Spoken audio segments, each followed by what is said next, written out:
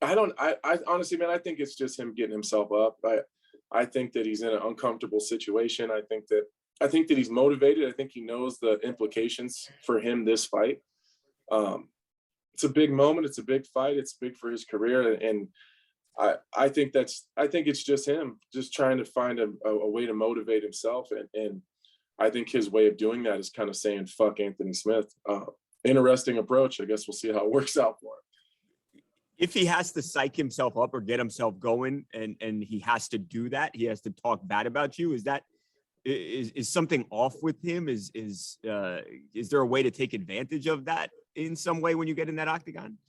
100%, because I've been him before. I know exactly. Like as soon as I heard him talking, I was like, oh, I remember where I was at when I said that kind of shit.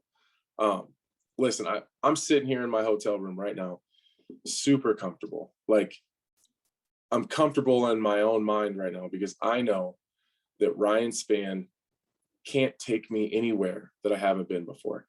There's nothing that he's capable of doing or executing that I haven't already seen and or dealt with successfully. And I think deep down he knows if he can't knock me out early, he can't win. He has to know that. So if we make it to the second round and his power bar went from 100 to 85, 85% Ryan Spann can't beat me. So I think that's where a lot of that comes from. I think there's he talked a lot about my experience doesn't matter, who I've beaten doesn't matter. The fact that you brought it up means it matters to you.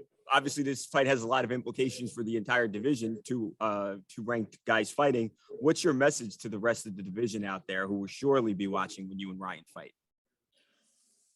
Well, first of all, to the guys that are below me, I just did my time. Like I slipped on a banana peel a couple of times, and I've always said I'll fight anyone, anytime, any place. God damn it, leave me alone now. I'm gonna be looking ahead now, so don't be an asshole and call me out. And then when I say I'm fighting a guy ahead of me, you're like, oh, Anthony Smith turned me down. I'm telling you right now, leave me the fuck alone. And then to the guys ahead of me, I'm coming. Like I didn't go too far. I shut up. I put my head down. I did my time. I put myself in a position to finally be able to ask for something again. And I'm coming. And anything you'd want to say to Ryan Spann? Don't be so mad, bro. Don't be so mad, bro. Like it's all right. Like it's not that big of a deal. Like maybe it's just maybe I've just been in this game too long, but like this fighting shit's not that big of a deal. I think to some of these guys it feels like it's life or death, and you put yourself in a really terrible position when you start laying your laurels on like one night.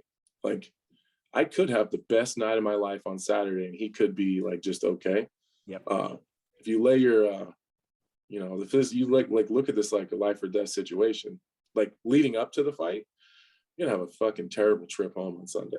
Like you just can't, like either way your trip home on Sunday is gonna suck, but right, like enjoy the journey a little bit. Like now he's like making his fight week all shitty and stuff, he's not having any fun. Like just enjoy the journey, bro.